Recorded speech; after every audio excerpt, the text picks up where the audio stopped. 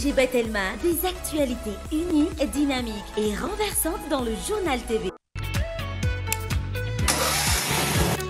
Des équipements abordables et de qualité. Batimax, la qualité au meilleur prix. Vous présente Nivava.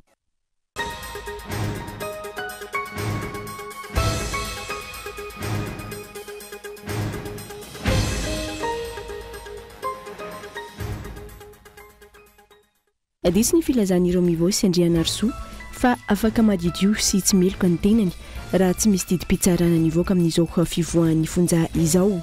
Raha ny zava-misy rehefa nivoaka ny didi-pitsarana nanasa azy sy nampiditra amponja nandritra ny 12 volana. Didi-pitsarana ihany koa no tokony milaza fa madio izy ary tsy meloka. Didi-pitsarana izay tsy misy matoa tsy nasehony tamin'ny fivanianany tao amin'ny TV5 Monde fa antony hafa no nahatafavoaka azy raha ny fomba fijery ny Banarabaovao. Manaitra ny fitondram-panjakana nanamboatra ny lalam-pirenena farany izay aingana ny eo anivon'ny ATC na ny Association Transporteur Camionneurs. Antony ho tonga hatrety andrenivohitra ny anohanana sy ny mosary raha tapaka ny famatsiana noho izay faratsin-dalana izay. Ny fanamboarana izay tsy tokony atao mialoha ny fotoam-pahavaratra. Any ivelany olona misa efatra indray no namony ainy ary ampolo ny ireo naratra mafy alina vokatry ny fanafiana Israeliana atao amin'ny toerana iarian'ireo Gazaoui ampitsoaka ny ady. Ny andro melony io sekolireny koa no tratran'ny daroka bomba ny tafika Israeliana indromy antaona ka nahafatolona miisa 700. Ny antsipirindreo avy hatrany ary.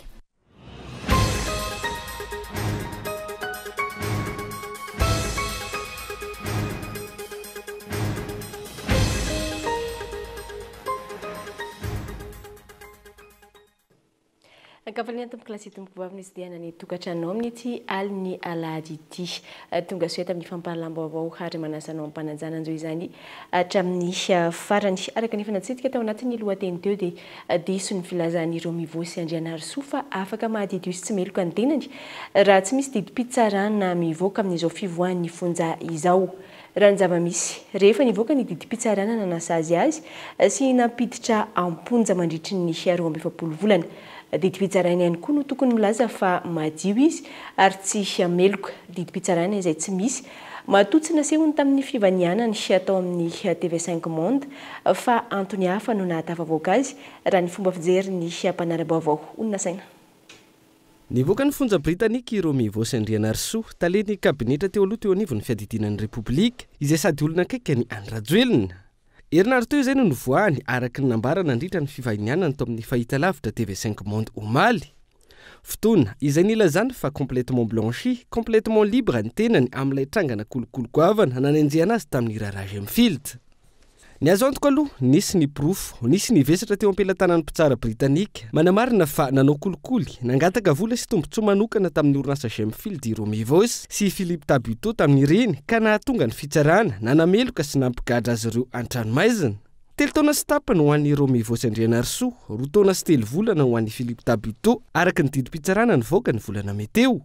Amin'izao fivohan'ireo mivosy ny fonja izao raha mitombona ilay hoe madio tanteraka tsy nisy eloka nataony ka izay no nahatafavoaka azy tokony nisy didi-pitsarana ivoaka manamarina izany sy manafaona ilay fanamelohana teo aloha satria didi-pitsarana no nampigadra azy 12 volana. Raha ny angom-baovao ny tanterahana miafeno ny fonjandry zareo Britanika amin'izao fotoana ka nandray fiapetra mifanaraka amin'izany ny gouvernemanta tany an-toerana. Isan'ny fiapetra niraisina tamin'izany ny hoe avoaka mialohan'ny fotoana ny voafonja efa navitany saziny tamin'ny ampahany ka manana zoam-pirenena hafa ankoatra ny andry zareo Britanika ary fiapetra napetraka ny hoe tsy mahazo mijanona ny Angleterre fa tsy maintsy mody any amin'ny firenenany aviny. Eo koa ny hoe tsy ampidi-dozany filaminana, tsy voasazy noho ny asa fampiroroana, fanolanana, famonon'olona sy ny sisa. Ankoatra io, isan'ny masotsivana ihany koa ny hoe tsara fitondratena, nanana fitondratena mendrika nandritra ny fitazomana azy tany amponja na ilay hoe bonne conduite nambaran'ireo mivosy tamin'ny fivanianany tao amin'ny TV5 Monde. Raha ny fantatra avy amin'ireo fanapahana noraisin'ny gouvernemanta tany an-toeran'ireo, maro ireo olona namita sazy ka nahafen'ireo fiapetra ireo no nivoaka ny fonja tany Angleterre. Manoloana izany, fanontaniana no apetraky ny Banarabaovao ny amin'ny hoe isan'ny sitraka izany ve ireo mivosy Andrianarsoa ka antony izao fivoahany izao. Ny tenany izay efa navita 12 volana tamin'ny 12 volana nomeny ny fitsarana azy fa ihany koa vao nivoaka ny fonja dia nala tany Angleterre ary rehefa any Frantsa toerana nandraisa ny TV5 azy omaly. izy raha teo namerimberina ny amin'ny hoe tsara fitondratena izay isan'ny fepetra napetraka ny governemanta anglisy ahafahana mahazo ity fahafahany ity. Raha izay diso ny filazany Romivôsy fa madio izy ary tsy meloka sy tsy nanao ilay kolokolo sy fitadiavana tombotsoa manokana tamin'ny Rarage Filts. Anton'izany ny fitsarana no namoaka ny didina nameloka azy fa ny teo anivon'ny fonja no nanaraka ny toromarika ny governemanta anglisy ka namoaka ireo voafonja na feno fepetra. Raha io tsy manalana mandiso ny kolokolo goavana no tanterahan'ny Romivôsy izao fivoahany izao. Nefa asa ho ny mpanara-baovao na fifandrifin-javatra ihany ireo tranga misy ireo na izay tokoa. Fa ny azo antoka ho fantatra miandalana hivoaka tsikelikely eo ihany ny marina sy ny vaovao valiny ireo fanontaniana ireo sy ny amin'ny hoe nisy didim-pitsarana nivoaka ve sa tsy. Ity tompona ndraikitra ambony teo anivon'ny fiadinan'ny Repoblika ity izay nanamafy fa mifandray sy mifanerasera amin'ny Andry Rajoelina hatramin'izay ka hatramin'izao ka asa nanoho izay no tsy nietsehan'ny governemanta malagasy sy ireo rafi-pitsarana isan'ambaratonga ny toerana momba ity trangana kolokolo goavana mandratsendrika ny Madagasikara eo amin'ny sehatra iraisam-pirenena ity. Naverimberiny Romivôsy ihany koa fa tsy nisy na inona hitan'ireo mpanao famitorana tamin'ny fikarohana natao momba azy na nresaka ny fanaovany tamin'ireo manodidina azy zany na ihany koa tany amin'ny compte bancaire-ny na efa fantatra izao aza fa tsy any amin'ny compte manokana no andefasana ilay vola kolikoly araka ny efa fanadidina ny tanterahana fa ihany koa tsy mbola nisy fandefasana vola tamin'ity raharaha ity fa niresaka ny fanaovana no nahatratrarana sy nahavoafandrika ny Romivôsy fa mitetika ny anao kolokolo goavana sy mitady tombotsoa manokana ary tamin'ny fotoana no heveriny andraisan'ny anjarany no iny nahavoasambotra azy tany Londriny. Amin'ity raharaha ity sy ny momba izay didim-pitsarana izay raha ny fahafantarana ny fitiavan'ny Andry Rajoelina sy ireo olona akaiky azy ny serasera irona fa efa nisy sy niparitaka ny didim-pitsarana manadio tanteraka ny Romivôsy tamin'ireo vesatra ny ampangana azy raha misy zany saingy asa noho ny tsy fisian'izany ve no antony tsy niresahana azy ho ny mpanara-baovao. Tsy ivona fa 3 taona sy 9 bolana an-tranomaizina na 12 volana no sazy nomeny ny fitsarana Britanika an'ity talen'ny kabinetra teo anivon'ny fiadidinan'ny Repoblika ity rehefa voamarina ny fiampangana azy ho nanao kolikoly avolenta sy nitady tombotsoa manokana tamin'ilay orinasa misehatra amin'ny arena kibon'ny tany Fields. Andrasana araka izany izay fivoaran'ity raharaha ity sy ny mety ho feonan'ny Romivôsy amin'ny mpanao gazety malagasy rehefa tonga eto Madagasikara ny tenany araka ny nambarany omaly ahafantarana misimisy kokoa ny zavamesy. Mahakasika ny fifidianana dia mazava fa tsy ahazo ny tanàn'Antananarivo ny antokony fitondrana ankehitriny raha ny taratry ny fifidianana solombavam-bahoaka farany teo hoy ny NGPM na Nouvelle Génération Politique Malagasy. Ny fanjakana izay mitady ny hevitra rehetra azahoana ny fahefana eto andrenivohitra amin'ny alalan'ireo kajy politika samihafa amin'ity fifidianana ben'ny tanàna manaraka ity. Tsy tatahatra amin'ny fihetsiky ny fitondrana amin'izao fotoana ny fahavononana amin'ny fiatrehana amin'ny fifidianana ben'ny tanàna. Mbola inany mety sy ny olana amin'ny daty ny 12 Desambra ho avy izao. Trangany zavatra maro no mety hiseho eto amin'ny firenena. Mandra-pahatonga ny daty io raha ny fanazavany teo anivon'ny NGPN na ny Nouvelle Génération Politique Malagasy. E tokony irosogne amin'ny fifidianana zany lalam-pandroenana satria na izy nanao anazy ane zao vorokosika sa afaka esany le lalam-pandroenana azonao voalaza fa 11 Desambra ny nanaovana anniversaire ny lalam-pandroenana io fa 4 taogno izy teo 5 taogno sy nataony anniversaire io sy nakalazainy misy antony izy matoa sy nakalazainy fa alefa ndray le date mais zao ohatra ny mana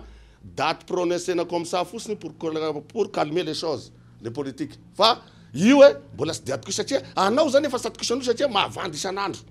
ka atsangany gouvernement dia ataovy conseil des ministres de voyer décret raha tena sérieux date io samby karakarana ny dossier momba zay vonona ilatsaka satria araka le voalazako anao teo voalazako antsika teo mety misy amreto tanora namagny reto hagnano zay candidat maire zay mitondra agnaporiny ka politique io atao maro raha sy mizaka fa gnafara zany gnamaritra any zavatra ijoroana izao zany mitady ny hevitra amin'ny fomba rehetra azahoana ny fahefana araka izany ny fanjakana ankehitriny ny fifidianana solombavam-bahoaka farany teo izay efa manam-porofo fa verosoerina ny antokon'ny fanjakana raha ny eto Antananarivo manokana kajy politika samihafa araka izany no entin'izy ireo azahoana fahefana eto Antananarivo. Ny fitondram-panjakana amizao zany ary tsy mekitsiny izy fa tena miketriky misy izy anao an'le statut hono aloha soi-disant zany an'le taloha zay nanonganana ny Premier ministre Mafala Olivier tamin'ny andro ny SVM regny de le hoe samby managny e maire zany ny arrondissement N zany hoe raha io fifidanagna député io zany mireflété le rehefa avy eo amin'ny mairie de tsy ho azo mitondra fanjakana aloha zany gneto Antananarivo na amin'ny renivohitra ny faritany na ny faritra lehibe reo zany raha mbola eo ihany a fa le niketrehandreo tamin'ny voalohany araky ny renseignement io ane avy eo amindreo le izy nivoaka ty fa za tsy tongna agnaran'olo eto azonao de hoe manomboka eo amin'ny 50 ans midina ono fa ny 50 ans miakatra aza manao an'izany nareo fa tena tiako nareo 50 ans midina no azo atao be ny tanàna ny taona zany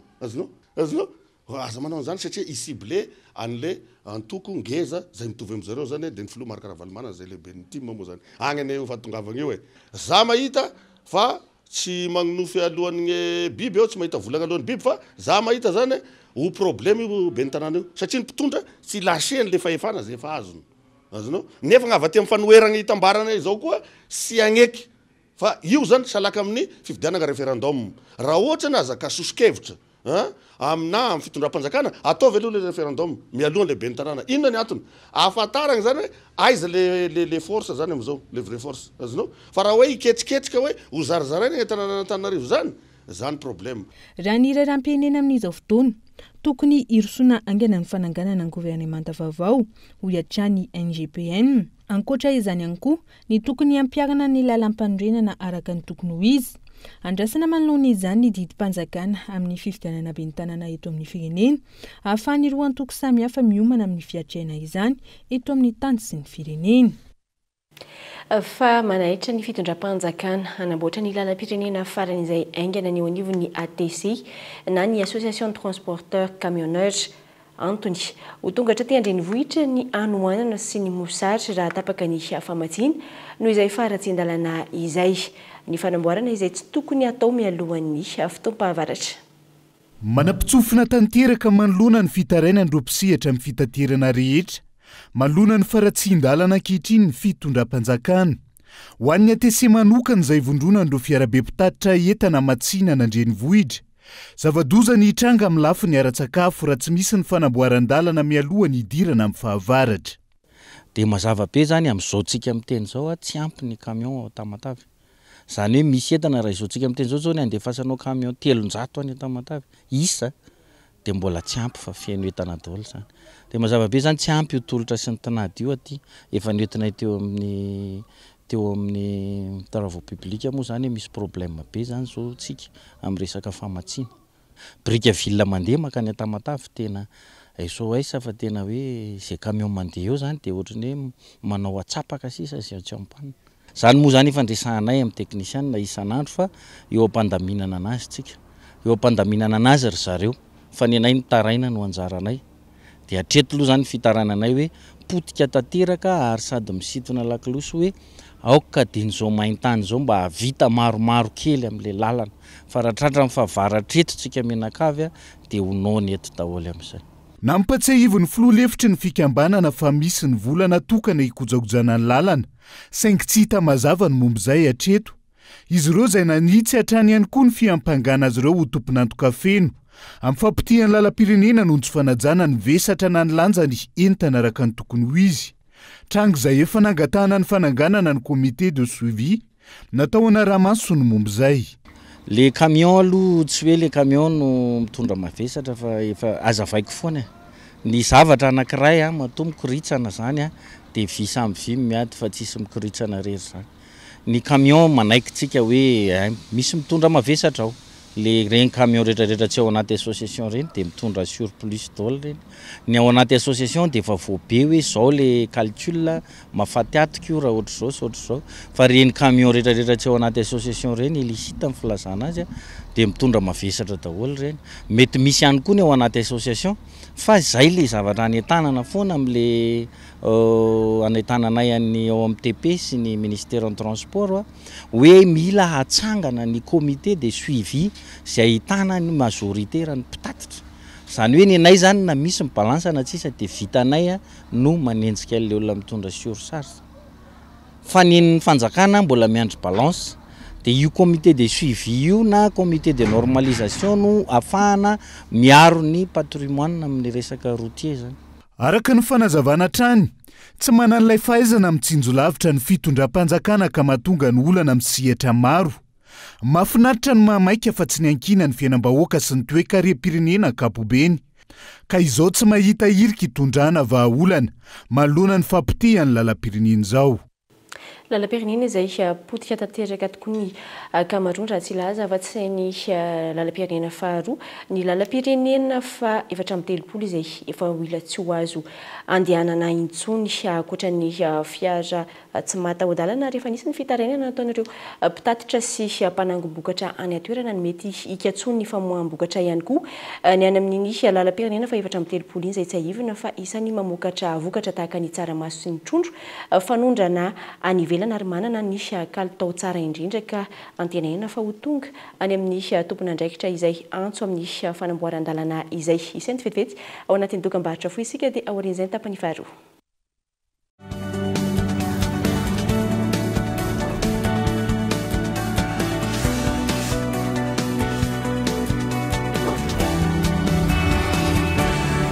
Et ça continue! C'est encore gratuit! Toujours gratuit! Tu parles toujours de... L'installation de la fibre! Et oui, ça reste gratuit! La promo continue jusqu'au 31 octobre 2024. Profitez-en! C'est le moment de prendre la fibre Go, la fibre Family, la fibre Home, la fibre Home Plus! Ras de ses collègues de Telma se feront un plaisir de vous installer la fibre gratuitement. L'abonnement est à partir de 99 000 ARTTC par mois. Mais l'installation, c'est gratuit!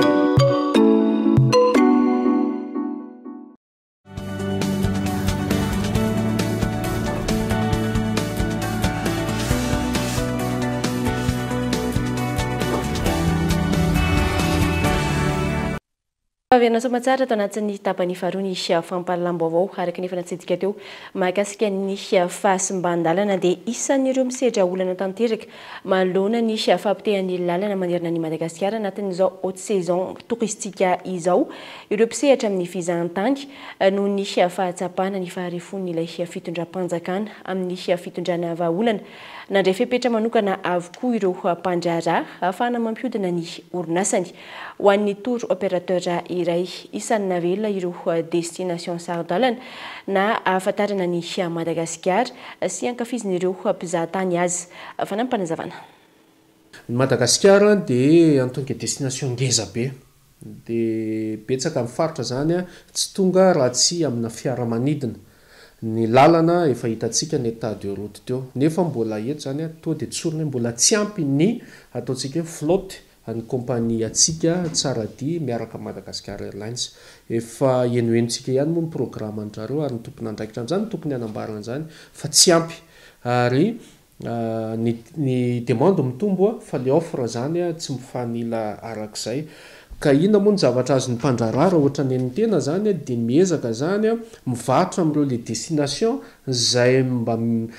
misy ataontsika hoe izay le vol zay fréquent zany ary accessible amin'ny lalana aloha ireo zany aloha ny mesure tsy maintsy ny raisiny fa roa manarak'izay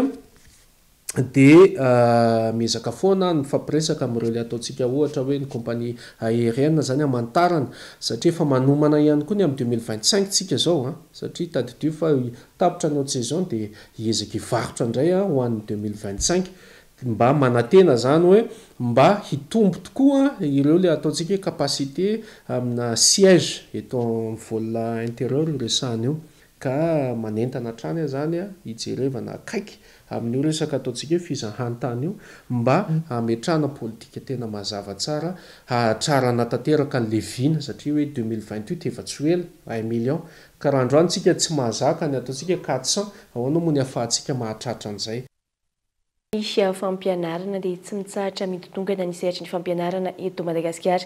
manomboka any amin'ny ambaratonga fototra izany hatreny amin'ny ambaratonga ambony. Mampanahy ankehitriny ny hoavin'ny zanaka malagasy hoy eo anivony directeur national de l'enseignement et de l'éducation catholique vahaolana rosin'izy ireo ny firosoana amin'ny fifampijinian'ny herivelona rehetra voakasika ho fanarenana aingana sy maharitra ny sehatry ny fampianarana. Potika ny fampianarana eny amin'ny ambaratonga fototra very asiny ireo diplômam-panjakana vokatra ny tandrevaka eo amin'ny fikarakaran'izany ka na tapatapaka ny jiro na misy fito de sujet sy ny maro hafa raha tato anatin'ny enitaona farany. Misy fetraka amin'ny sehatra ny fampianarana ihany koa ankilany ny fahantrana mahazo ny vahoaka malagasy.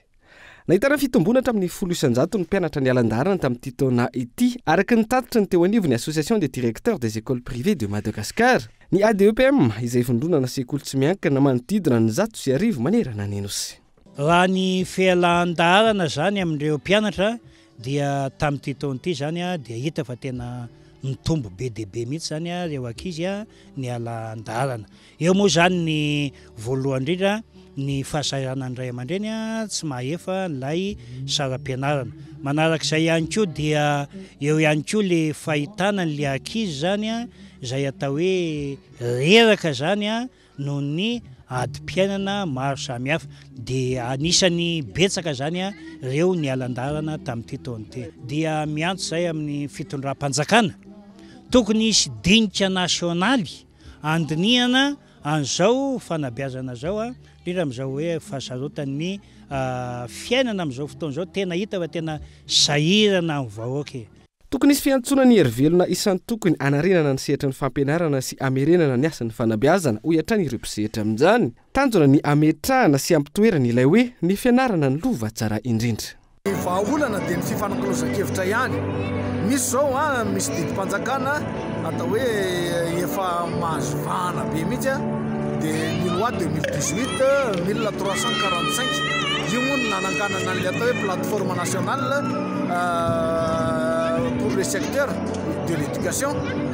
Io ny tombo fanapahan-kevitra farany. Ao ny sehatra edina hevitra. Sehatra edina hevitra io a kanefa ny solotena fampianarana tsy miankina ao anatin'io dia olona anankiroa fotsiny dia ny katolika sy ny délégation libre des écoles libres de Madagascar na hoe DNEL. Nefa ny fitsididalao ao anatin'io dia tsangatanana ihany ka raha olona roa amin'ny 420 inona moa mba fanantenanay hoe andefa hevitra amin'ny fanatsarana n'izao fanabeazana zao raha ohatra io araka io didim-panjakana io no hoe fepetra farany a anolorana hevitra. Ohatra velona amin'izany nandaninan'io logem io. Logem moa dia loi d'orientation du système éducatif de Madagascar tena tao anatin'io no tsy ao nandofa dia tsy tafavoaka zay hevitra naroso. Laharam-pamena ny fanatanterana izay fionana izay ohatra ny fanazavana manoloana izao toy-javamisy iaina ny zanaka malagasy izao. Ankoatra izay tontosa tao fianaran-tsoa ny androm-pirenena ho an'ny fanabeazana katolika eto Madagasikara andehany faefatra. Manodidina izay trano dia mitombo hatramin'ny 20 isanjato ireo tanora liana amin'ny fianarana teny vahiny toy ny allemand raha ny hita tetsy amin'ny cercle Gelmano malagasy nanaovana fanadihadiana. Anton'izany firoboroboan'ny resaka au pair ao Allemagne amin'izao fotoana. Mora ihany koa ny mitady asa eny anivon'ireo call center aorian'ny fifehezana ity teny vahiny ity raha ny fanazavana. Mitombo isan-taona ireo tanora liana amin'ny fianarana teny vahiny ankoatra ny teny frantsay sy ny teny anglisy raha ny teny allemand manokana. Nahazo vahana ny fianarana izany tato anatin'ny taona maro. Nitombo hatramin'ny 20 isanjato ireo ankizy ny soratra anarana vaovao raha ny tetsy amin'ny CGM na ny cercle Germano malagasy ny fifehezana ny teny allemand izay ahafahana mivoaka eto Madagasikara amin'ny alalan'ny au pair any ampitan-dranomasina raha ny fanazavana. Ho an'ny CGM manokana dia mitombo isa-taona mihitsy ny fitiavany ankizy ny atao hoe teny vahiny anisan'izany ny teny allemand. Ho anay manokana zao ny plasy moa voafetra taminay dia tamin'ity taon'ity manokana nanatombo teo amin'ny 20 isanjato izahay isaky ny fidirana ahafahana mbo manome fahafaham-po ireo tanora maro izay manao manana fikasana hianatra ny teny vahiny Allemagne. Ny mafehan'ny fiteny tsy voafetra hoe amin'ny taona fa miankina ny tsirairay fa misy fepetra takin'ny ambasadiny Allemagne mikasika an'izay dia ny CGM mikasika manokana fotsiny ny fampianarana fa eo an'ny manomboka ny vo A1 na A2 dia afaka mandeha makany ivelany izy raha mahita olona mandray anazy sy olona manana fahefanan'izay izy anao an'le fikasana izay programa ara-kolotsaina izay. Manoloana ireo tolotr'asa izay mihavitsy ihany koa. Mora ny fifehezana ny teny vahiny ahafahana miasa eny anivon'ireo call center izay miroborobo amin'izao fotoana raha ny fanazavana hatrany. Ny karama azo amin'ny fifehezana ny teny allemand izay avy roeny noho ny teny vahiny hafa. Anisan'ny fiteny moa eto Madagasikara dia ny fananana fahaizana amin'ny teny hafa vahiny dia tombony na eo amin'ny sehatry ny asa na eo amin'ny fifaneraserana amin'ny olo-kafa fa misy karazana koro tsy mifidy taona ato amin'ny cercle germano malagasy ny fianarana teny allemand misy ankizy, misy tanora, misy ho an'ny olona efa lehibe. Anisan'ny facteur anankiray hita hoe miroborobo ny call center indrindrindrindra ho an'ny sehatra ny germanophone ary somary efa tsy mijanona teo amin'ny francophone ihany zao fa efa betsaka ny tanora mitady asa ary manampy anazy amin'ny asa ny fianarana langue allemand dia izay anton'izay anisany hoe atao hoe fahazotoana hoe motivation ahafahany ankizy mianatra an'ilay teny allemand. Amin'ny ankabeny saikilina amin'ity fianarana teny vahiny ity na ireo lehibe na tanora vao misondrotra amin'ny tontolon'ny asa indrindra amin'izao vanim-potoana ny fianan-tsasatra izao. Maresaka avy any ivelany dia olona miisa 4 indray ny fianoana mony ainy ary ambolo ireo naratra mafy alina vokatry ny fanafiana israeliana atao amin'ny toerana iren'ireo Gaza ho mpisaoka ny ady ny andro mialohan'ny olona iray ihany koa no sekoly iray ihany koa no tratran'ny daroka bomba avy amin'ny tafika israeliana indromy antaona ka nahafatolona miisa 70 manao izay ho afany amin'ny famonjena ireo mety mbola ho velona ny mponina sy ireo mpamonjy voina ankilany hatramin'ny nahafatesan'ny Ismail Haniyeh lehiben'ny politika Hamas miakely ny fanatenana amin'ny ampitsahatra ny ady eo amin'ny Israely sy Palestina ity ady izay efa ho volvolana izao.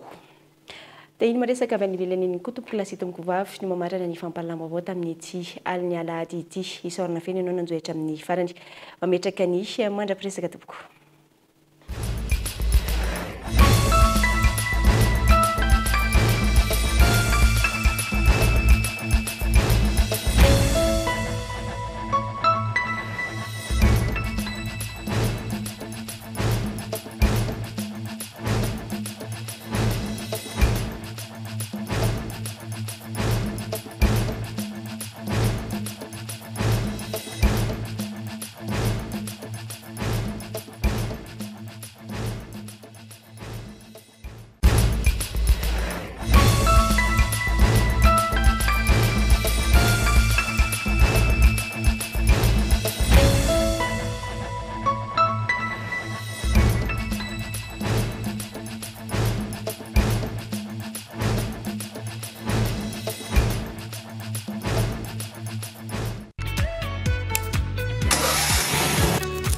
Des équipements abordables et de qualité. Batimax, la qualité au meilleur prix. Vous a présenté Nivavo. 5G Batelma, des actualités unies, dynamiques et renversantes dans le journal TV.